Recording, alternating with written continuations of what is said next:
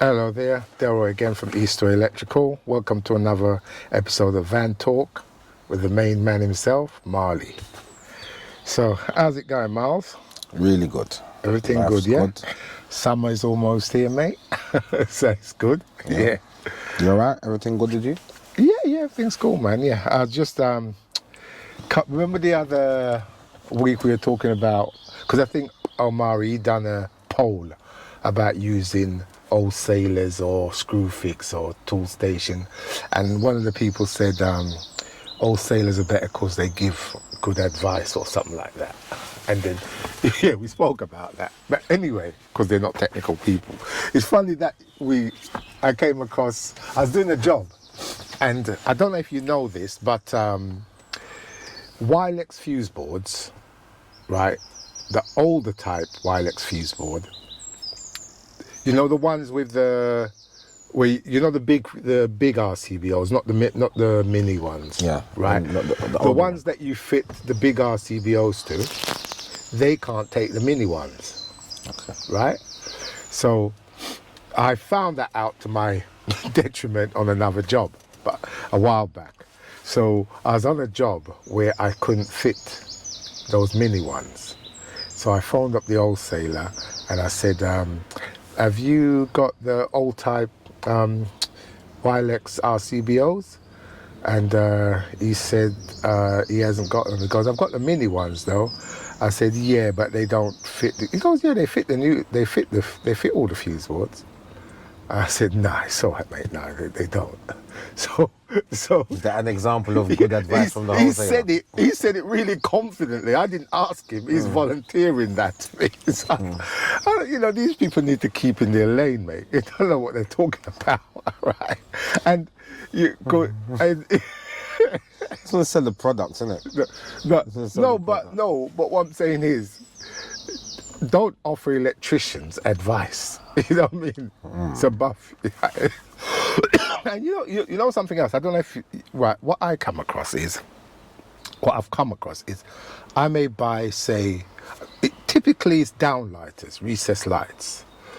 I've gone to wholesalers, bought some recessed lights, and then while fitting them, they're just rubbish, cheap rubbish. Not good to work with or anything. So maybe I fit one that I took it, I bring it back, I say, nah, these are rubbish, mate, they're no good. And he goes, oh, we've well loaded these, no one's ever complained. I get that a lot. You know why that is and why I think that is? Why? Because most of the time, if they're saying they sell a load of them, yeah, I'm assuming they probably sell them in bulk. Right. So if they're selling them in bulk, yeah, the actual person purchasing them isn't going to be the person that's actually installing them. It's like maybe they're on a building site. Yeah, and makes sense, install Marley. a load, and they got a load of electricians. Someone goes, this is what we're buying, just buy a load of them, put them in the stores. Yeah. The electrician goes to the stores, picks up the lights, and fits them. Yeah. Do you get what I'm saying? Yeah, get you, That's Marley. more than likely the thing. But it's not an individual purchase. Yeah. But I'm like that. If I'll buy something, I'm not, but if it's bad quality, I'm not going to use it. And they're usually cheap. I'm not going to use it. I'll bring it back because what you want something that's easy to work with and durable. So I'll bring it back. But yeah, I would think that you're probably in the minority though with that situation there. Yeah, maybe. Like you're more quality over quantity, where most people are looking to save a penny here and there. So they'll go for the cheaper version and just work with it, just put it up. Yeah, it's not in their house. This ain't my house. Ain't my house. Do you know how many times I hear that? Yeah. Do you know how many times I've actually heard that on site? Yeah. Not my house. Just doing it and then just flinging it up. We're not even in a house. Yeah. Just working in a building, in the office or whatever. But the saying is, it's not my house. Just put it up. We're going to stuff the cables over there in that corner. Wait, Miles, don't go too far in that. We're going to come back on that. I got another topic I want to come back on. But with this thing here where the guy offers that advice. But I was on this job. It'll probably come up in one of the videos on YouTube, right? And what it is, it was a Wilex fuse board. I'd done an EICR and RCD for the ground floor sockets and for the lighting bathroom upstairs. So I went and I knew that my mini ones aren't going to fit, so I went and got two of the big ones. You had main switch, cooker, downstairs socket, upstairs sockets, upstairs lights, downstairs lights. It was a 5-way, right? So there's me. I took out the downstairs sockets right next to the cooker, trying to put it in. It wouldn't put in, like it was leaning forward. It wasn't matching up. So I thought, what's going on here? Like it was being like you couldn't push it right. Yeah, back. something was stopping it. So when I looked, it's the neutral bar. The neutral bar was stopping it from going in, and that neutral bar would stop you putting it in to 4. It's a 5-way. Right. 4 RCBs you couldn't put it in because the neutral bar's in the way. At the end, the last one, number 5, the neutral bar's not in the way. Right. So what I had to do, I had to swap the upstairs light to the end, and then fit RCD sockets on the ground floor to get the cover. Right? Never come across that before. Okay. So instead of putting RCBO, you put RCD sockets. Yeah, because I couldn't get RCBO in. And the thing is, if I'd have took the socket out from second and put it at the end, then I'd have to put some sort of RCD spur just for the bathroom light. Right. So I thought the best thing, put the RCD on the upstairs light so it covers everything. RCBO, so it covers everything, save work, save the customer money, aggravation, and just put 2 RCD sockets, right? But yeah, I've never come across that before. But because with the Star Breaker, whether you can fit the tall ones or the miniature ones, the way it's designed. That was the design fault then from Wilex. Yeah, because this board, it was a plastic fuse board, and I'm not sure how old it was because, you know something, Marlon? Maybe that was made before RCBOs were designed. Because plastic fuse boards came in before RCBOs came. Yeah, I think plastic fuse board, when did they come up? 80s or 90s? I can't remember. But yeah, you could be right, because RCBOs, they've not been out that long, have they? In the grand scheme of things, no. I mean, RCBOs, Decade? they weren't out in the 80s, were they? No. No. Were they out in Well, I don't even know if they were out in the 90s. Maybe the late 90s. When did RCBOs come in? You're probably right, Marlon. You are probably right. Maybe. Probably right. Maybe. But the thing about that is, though, that it seems like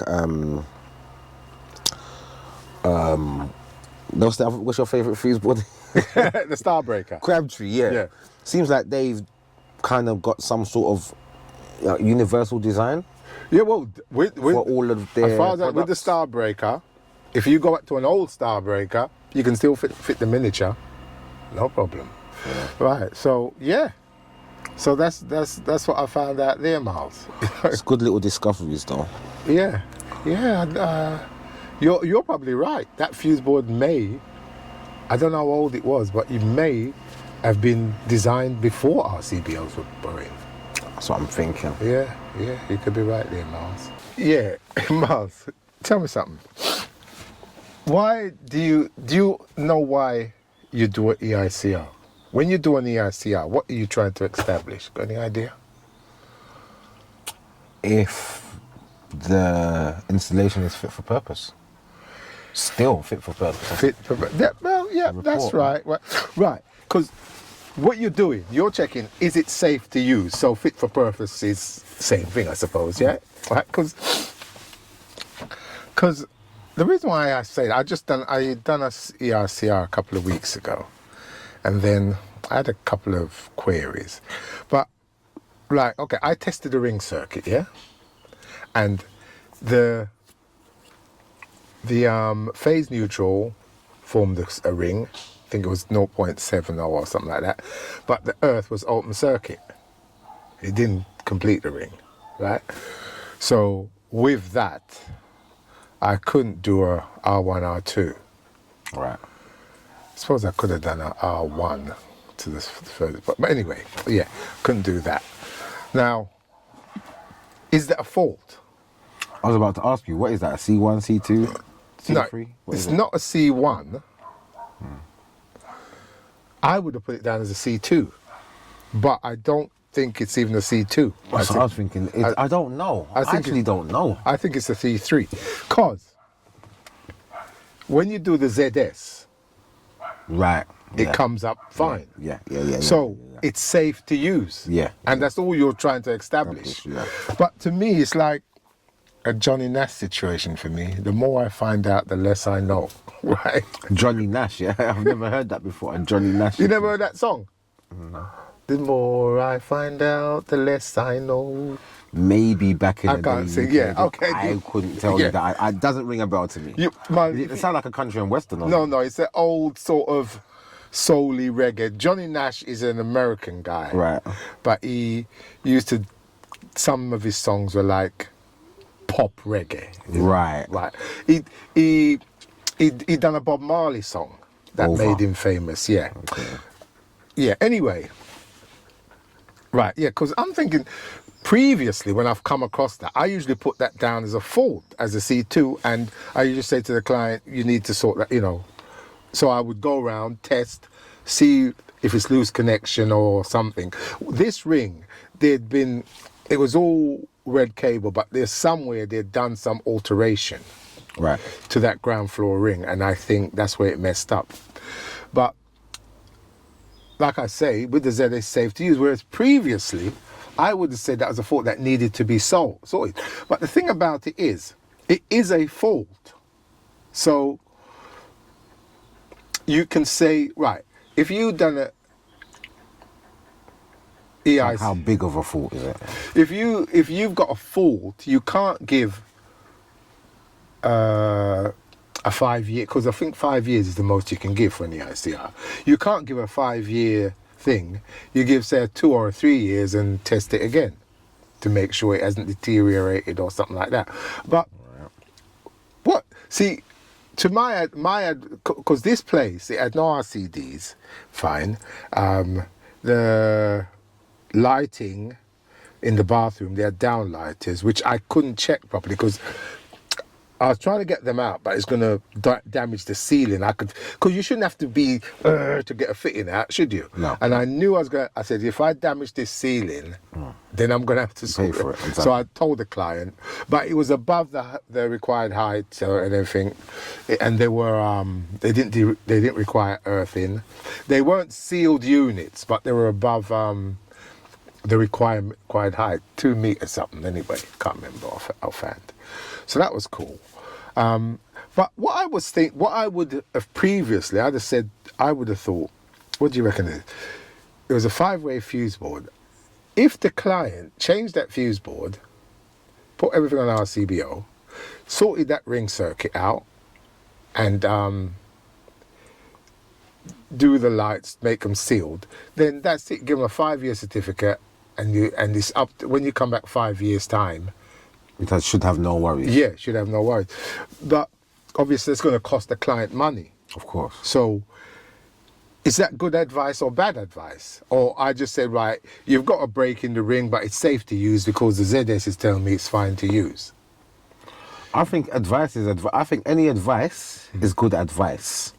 No, not Any advice that you would give, I should say. Me any personally. advice that you would give. Yeah. I'm not saying everybody's advice. I'm saying if you're going to give advice, it's all about intentions when people are giving advice. And I think you've always got pure intentions. You've always got the clients. I think you've always got the client in your thoughts when you're giving advice. You're never giving advice to benefit anyone else other than the client.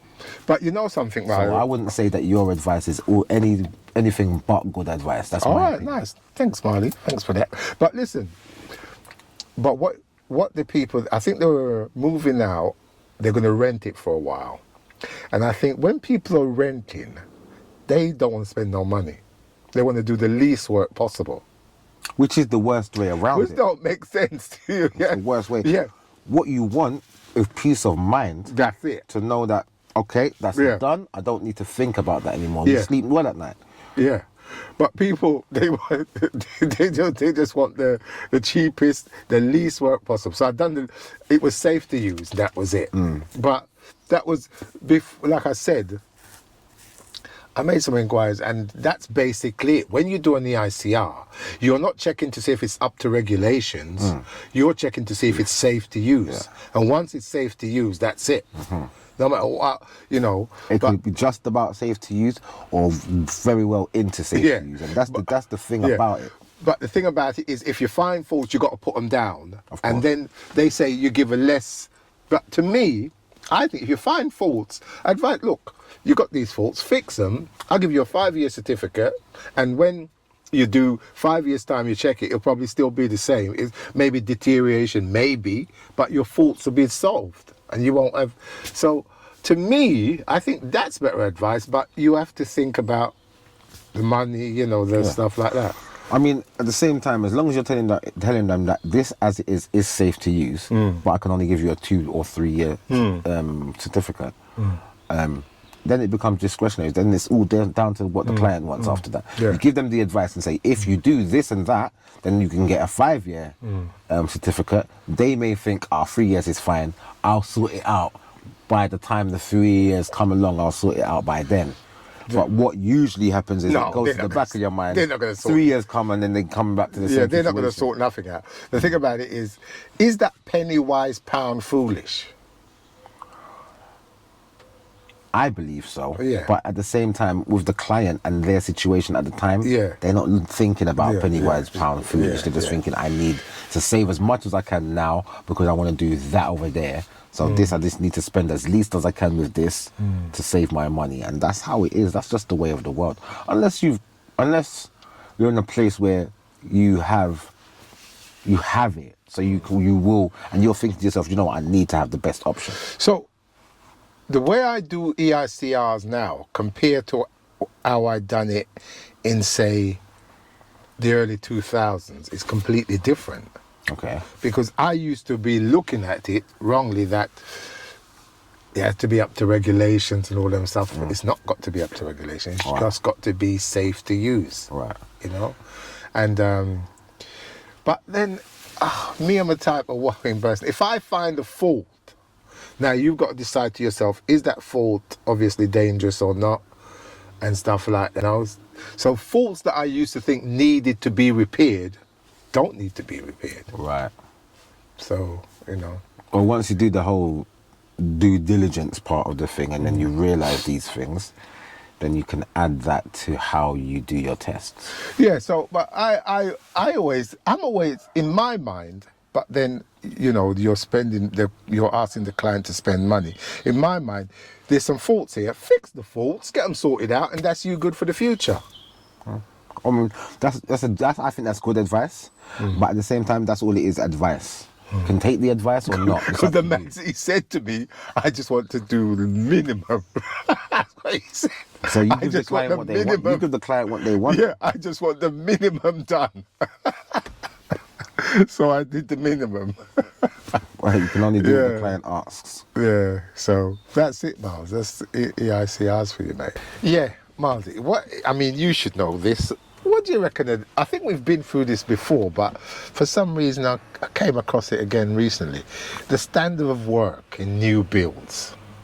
I mean, you're the expert, man. You've worked. I think we've covered this in some expensive new builds. But remember earlier on, you was talking about not my house. Not my house. Yeah, is that the usual talk? Yeah.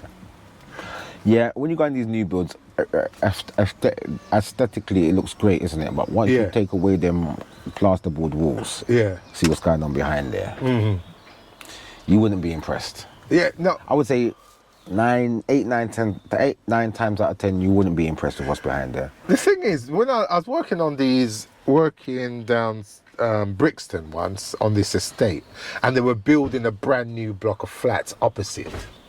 So I used to, you know, observe what they're doing in my own time, you know, and when they do the work's rough. And another thing, that site shut down. This was about 7-8 years ago, I think, or 6, something like that. And the site was a busy site. Then it just shut down, and it was shut down for for months.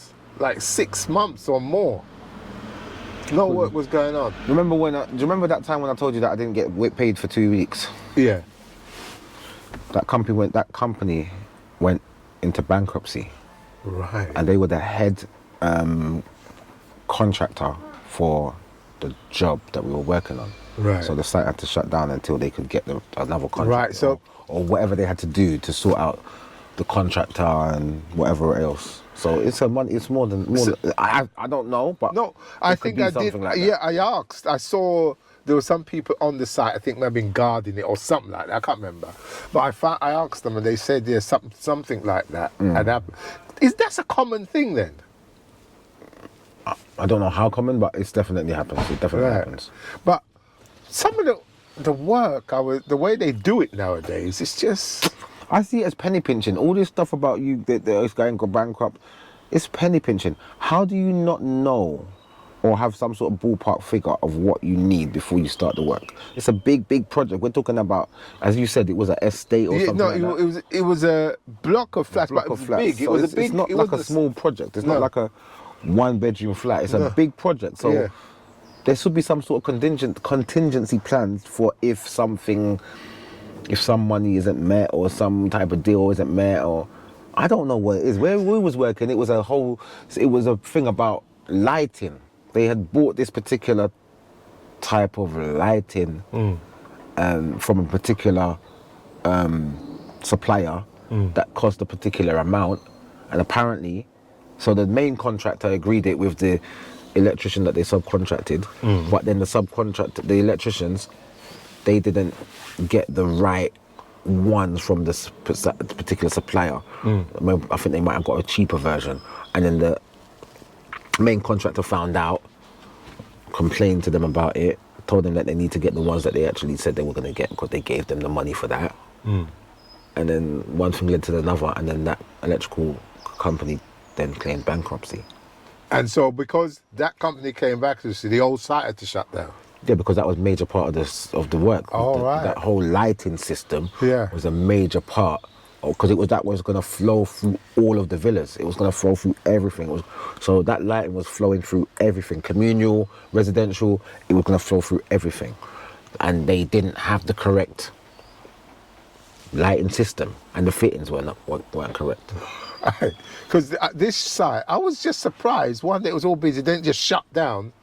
And it was there for months, no work. And I kept trying to find out. And I think the guy said when the companies went bankrupt and some other company was going to take over or something like that. And so during that time when that's going to happen, it has to shut. You can't keep on working until the other company comes and takes over. Marlon, so maybe I'm stating the obvious, but the building trade's dodgy, isn't it?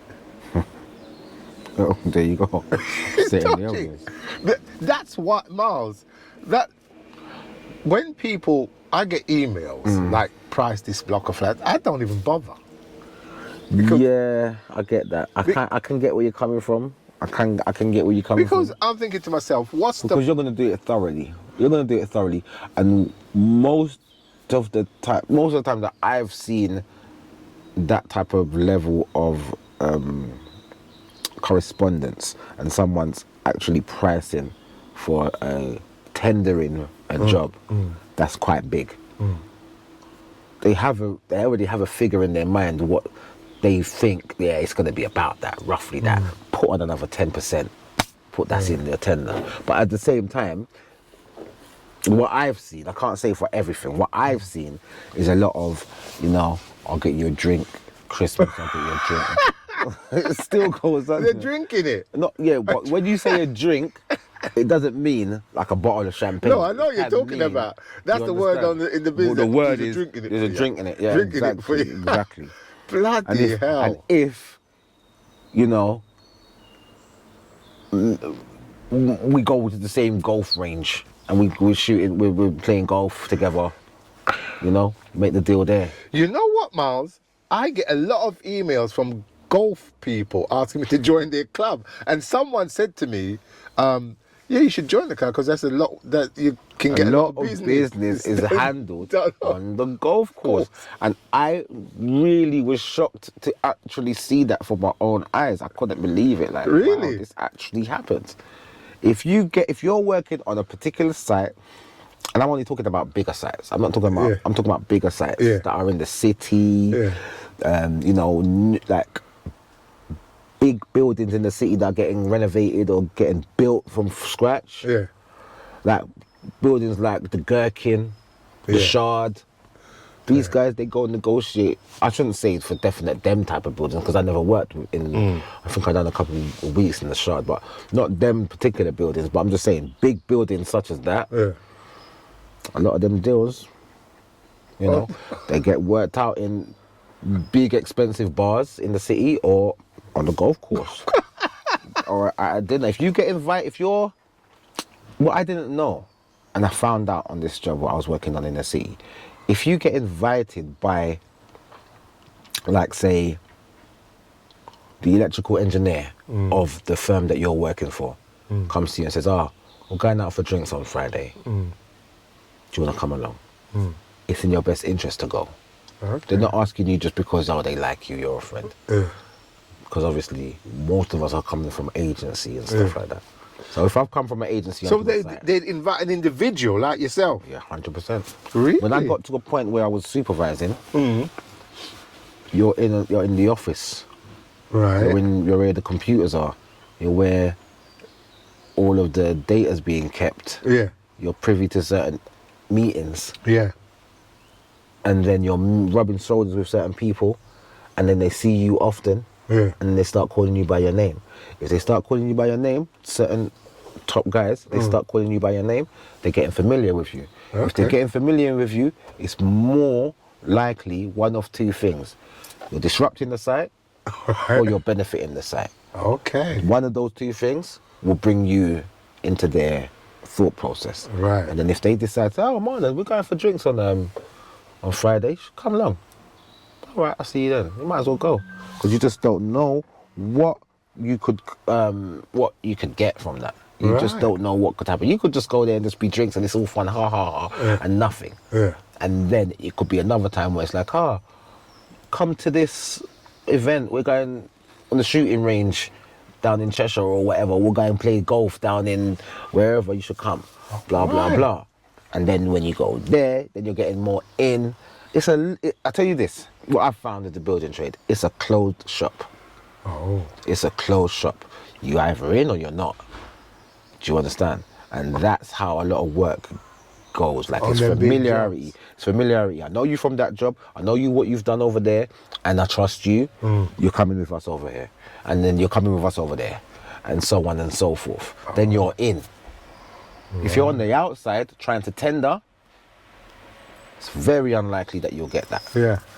Yeah. Because like I get jobs that I say I ain't got a clue. I can't do them jobs. They're too big for me, mate. I can't be doing them jobs and even putting a price for them. I just can't be bothered. And at the end of the day, what I'm talking about is my experience. It might not be everybody's experience. Yeah. I can't speak for everything. I can just speak for what I've seen. And from what I've seen and the conversations I've had, I was working on that. Remember I was working on that, do you remember I was working in that new build leisure centre in New Addington? All right, yeah, go on. Right, and it was, the main contractor was, I can't remember their name. But it's a very well-known main contractor. Right. And I started to be in the office because the electrical engineer was asking me to run a few sections because I was one of the first people on that job. I mean, I was just walking past and I said, let me go and see if they need electricians. And I went into the... Oh, really? I just went into the office. I'm an electrician and I'm just staying over there. If you need anyone, I'm right there. And they said, come back on Monday, we'll talk to you. And I went back on Monday and I was basically starting.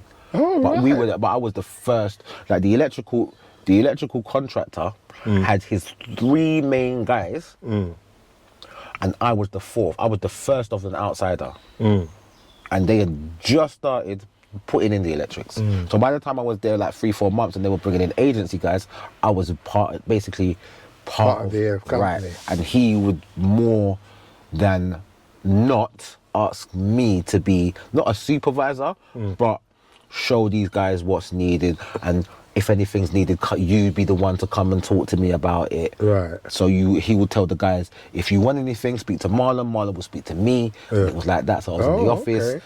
and Wilmot Dixon. Okay. And so I was in the office, and I would speak to, then the Wilmot Dixon guys would see me, and then they come a bit more friendly. Okay. And I would ask a few questions. Right, that's the best way. I was like, what if I wanted to tender for the electrical work on a job like this? I said, oh, well, we've got our guys that we use all the time, really. Right. And we've got I know that type of situation. Yeah, if you get in with a builder, you can go from job to job to job, 100%. and as long as you keep everything cool, you're all right. Yeah, no, I've never been in with a builder. I've never been in. Yes, you were. You was in with the builder when we was working down in the near the embassies there, man. Oh, There yeah. she Oh, wearing. right. Yeah. That was, yeah. No, I wasn't in with a builder. That was they were developers. Well, I suppose. Yeah. That's even better. Yeah. For those two jobs. That's even better. But but they were different. They've developed, but builders. Yeah. The actual building company. Right, I don't right. trust them, man. Don't trust builders. No one said you need to trust them. No. You just need to get paid. Yeah, but I'd have to know the builder really good, because my experience with builders, don't trust them, mate. And I think in this day and age, it needs to be an established builder, like a, as I said. Like, well, I'm going back. Maybe I'm going back in the day, but my experience dealing with builders, working with builders, no, I don't trust them. But it's not the same as back in the day, because the builder isn't one person anymore. The builder is a company. Like, it's a main contractor. Yeah. That's what I would call the builder now. Is a main contractor, like a Balfour Beatty, like a Wilmot Dixon, like a like that type of thing. Bro, that's a big company. I'm Yeah, but talking that's a about. builder now. Yeah, I'm talking about your Just down the corner, they'll them that guy sort over of there. builders. Yeah, but it's not really like dodgy that now. characters, man. And whenever you go on the job, and them sort of builders, I'm talking small scale, not your big massive builders, right? Them sort of builders. When the client when you go on a job, set to do repairs, they go, oh right, the builder's electrician done the job. It's always dodgy. I don't know where these builders get these electricians from, because what it is, those same builders will come to me, I'll give them a price, they don't want that. They don't want that. And so I don't know, but whenever I go on the job and to do fault finding or whatever, and the client says it's quite new, the builder's electrician done the work, it's always bad, always. And the thing is, it's cheap materials, and we've been down this road before talking about standard of working, because we was talking the other week about the builder getting his blokes to pull the cable in and the electrician goes down. That's the thing.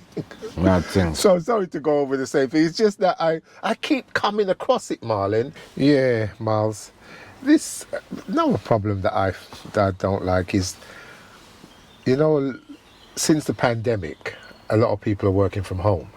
And even though it's sort of on the tail end of it now, people are switching their working, but they're still working from home. And to be honest, mate, when people call me out to do jobs like EICRs or repairs, it sort of gets on my nerves a bit, because you have to ask questions. I might be doing a job and I need to ask you a question as a client to do this, or I need to switch something up. But they're working, they're on their phone, and they're in the door, you can't interrupt them. Just don't make it. Sort of get on my nerves a bit, dealing with these customers. And I try my best to accommodate them to, because I went to the EICR I went to the other day. The lady, she was working from home. First of all, I did it with her partner. The first time I went there, he was there. Second time, he was there. But then he had to go to work and she was there. And she didn't really know what was going on. And when I went there, she said, "Oh right, she's gonna be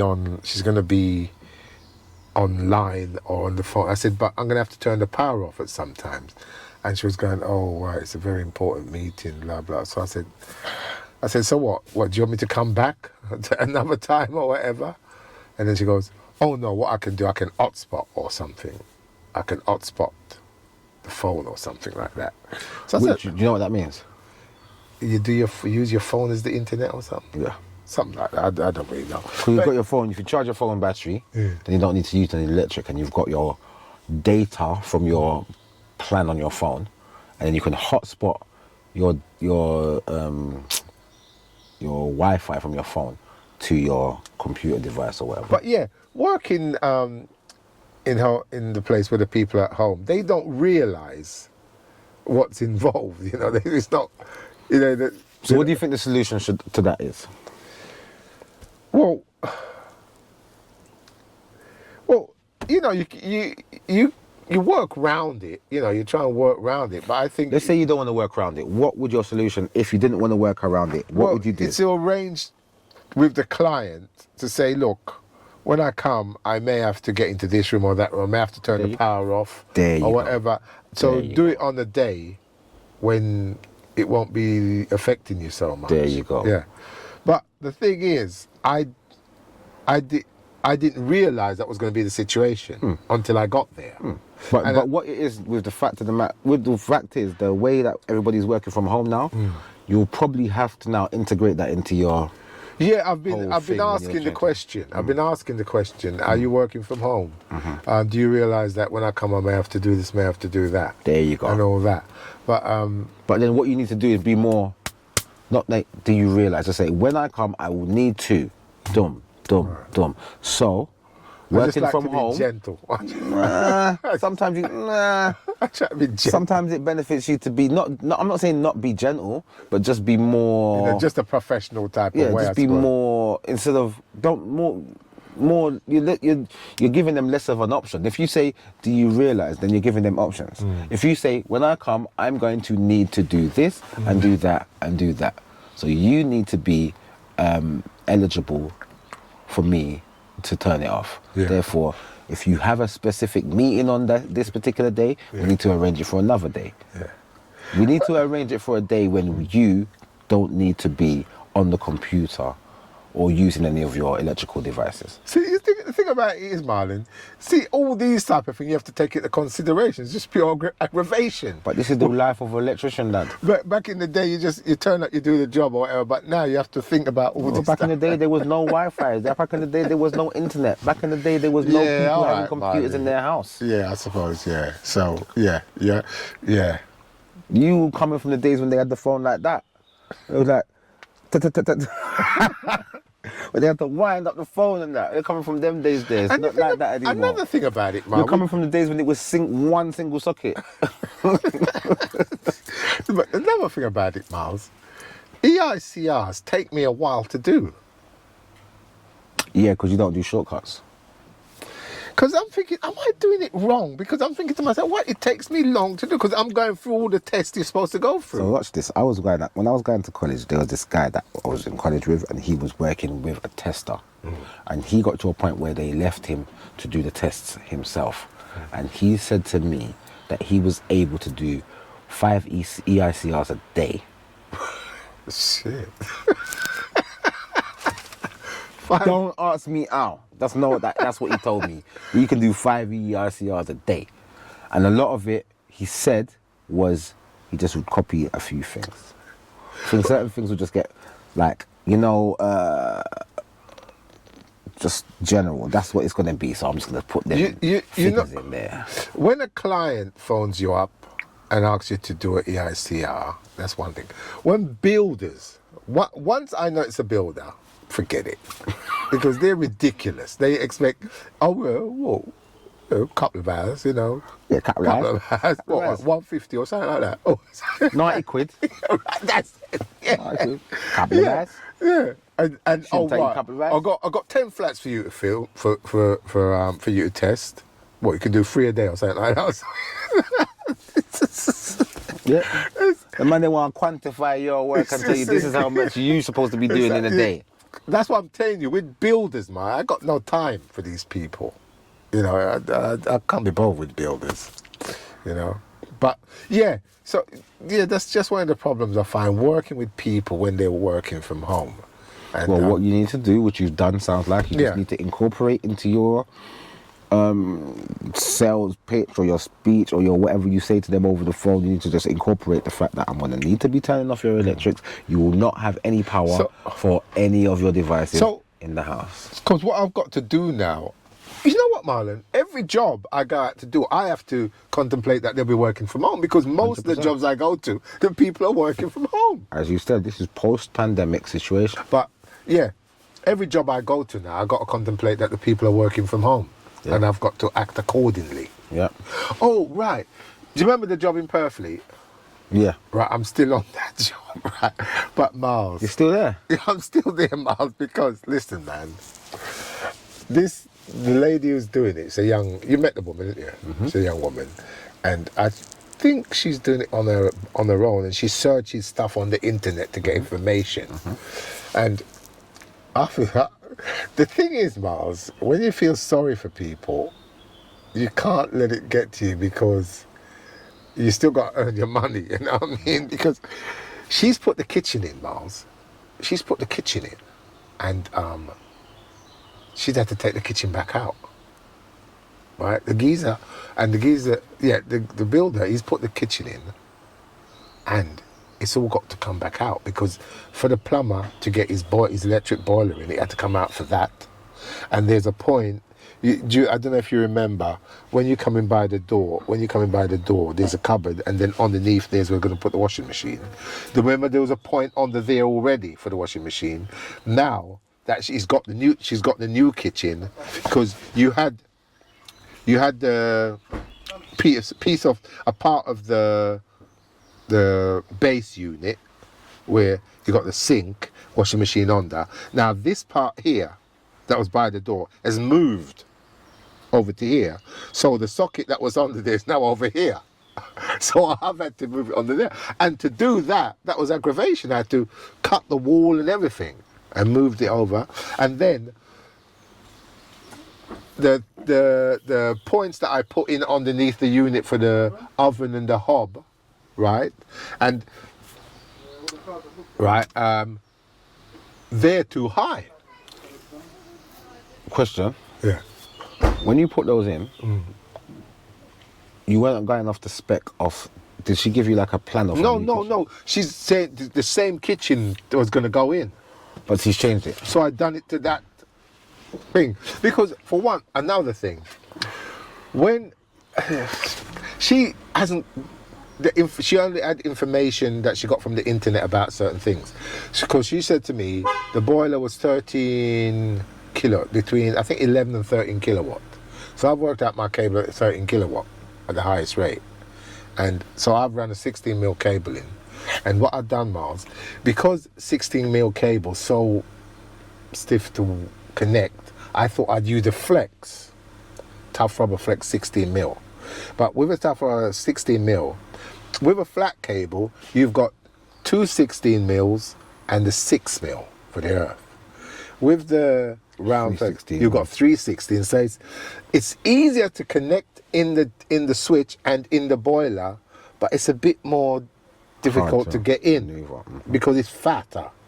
So I think I've given myself a problem there. So now, I don't know, something's going on, because the builder, when I first went back, because it's been months now, right? She's been on holiday, come back, the builder's been down there. So, right? So underneath now, looked underneath, the points I put down are up there rather than down here, because, you know, kitchen units are usually on legs. These kitchen units, they're not on legs, they sit straight onto the floor. So it's brought it down. So those points are too high. And one of them was behind the unit.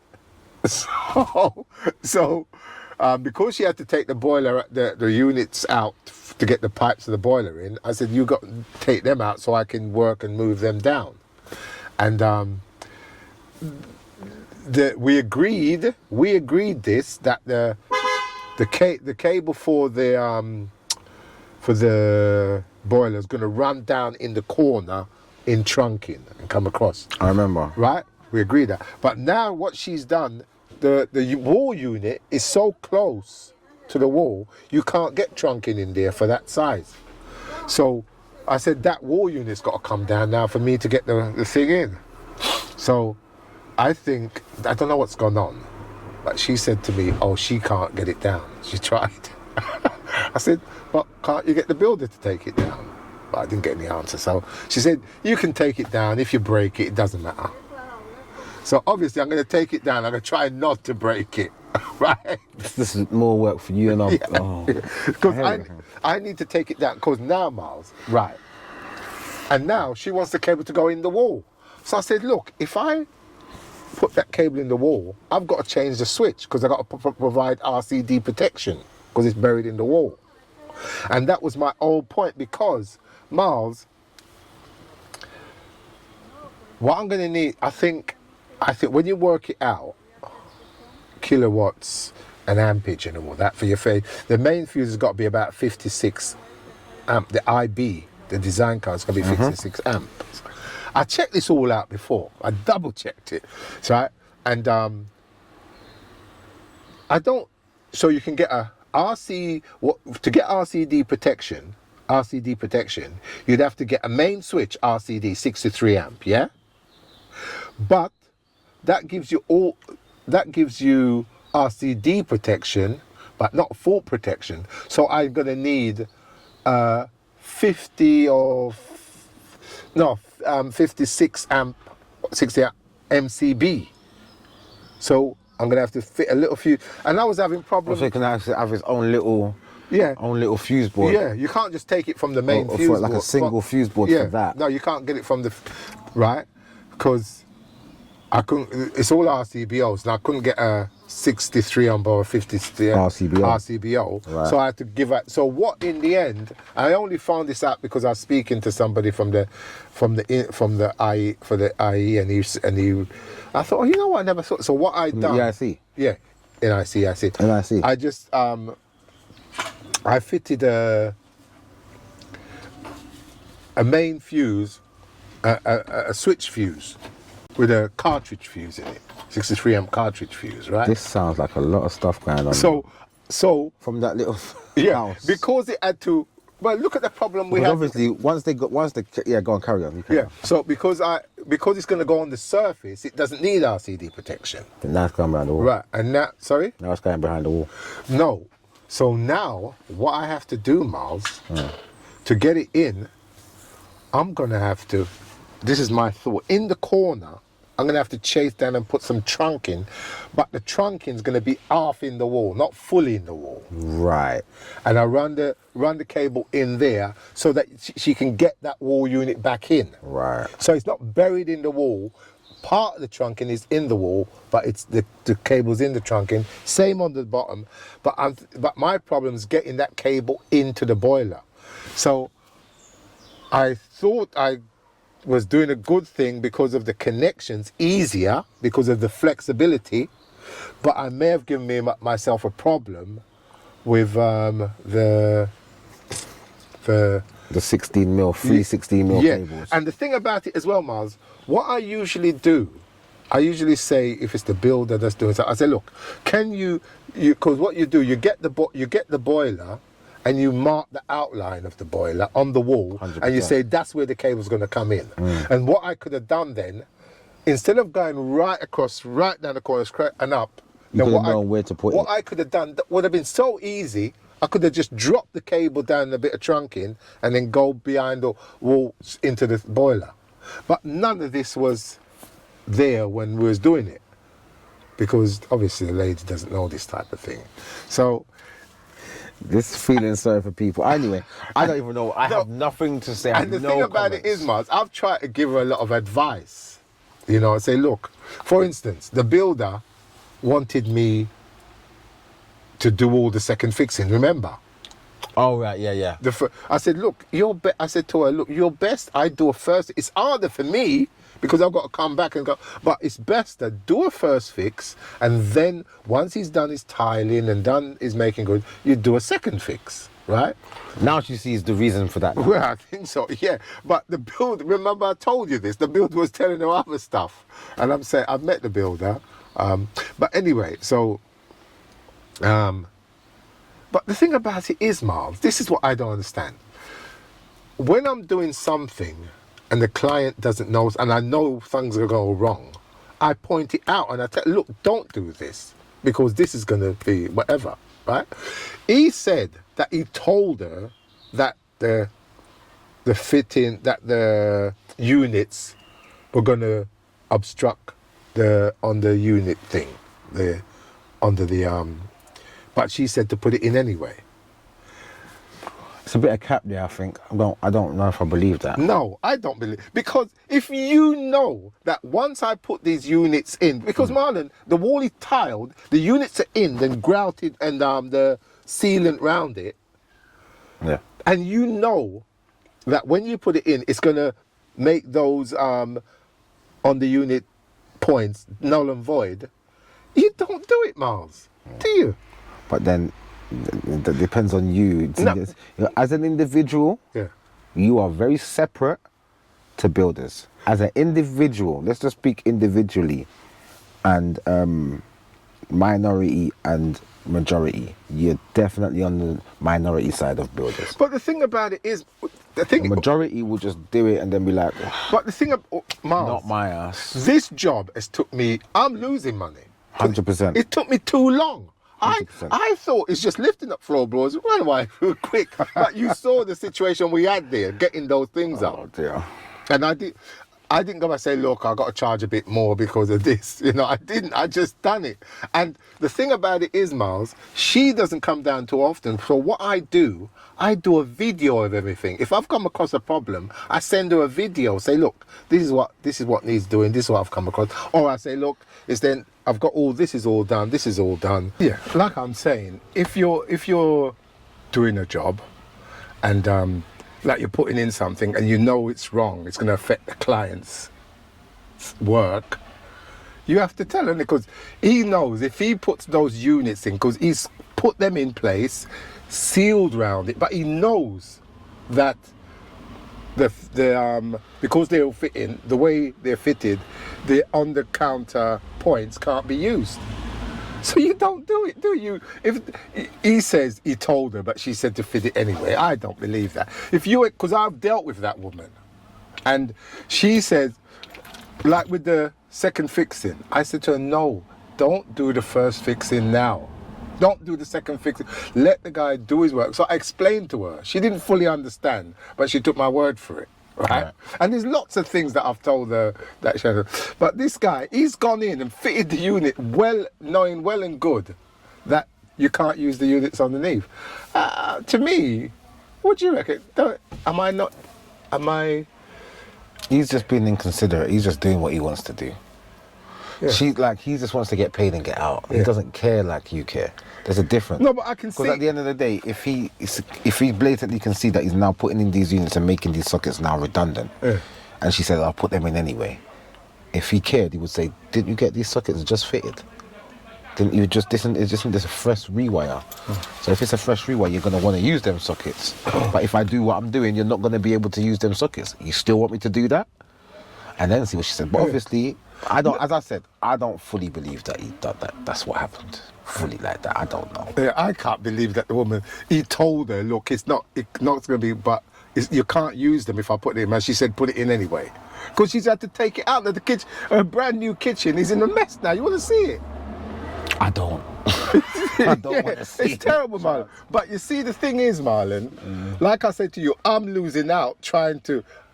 I'm not trying to say I'm no angel or nice bloke or anything. I'm just being sensible and practical, you know? And I can see she's a young person. This is the first property she's bought and is doing up. And she's going to learn a lot from this situation. Because to do what I've got to redone, I have to charge her for it. I can't be doing a job twice and not charging for it. You know? There you go. So... That's how I go. Because, Mal, this job's been going on. What is it? We're in May now, and this job's been going on since November. I'm shocked to hear that you're still there. Too. Yeah, and look, I've got to go down, up and down, up and down. I can't get stuff done. It's all a mess, Marlon. But there you go, mate. But thanks, mate. Thanks for doing another van talk. Thank you for watching. Please like and subscribe, share and subscribe, please. Yeah, helps grow the channel. Thank you very much. See you next time.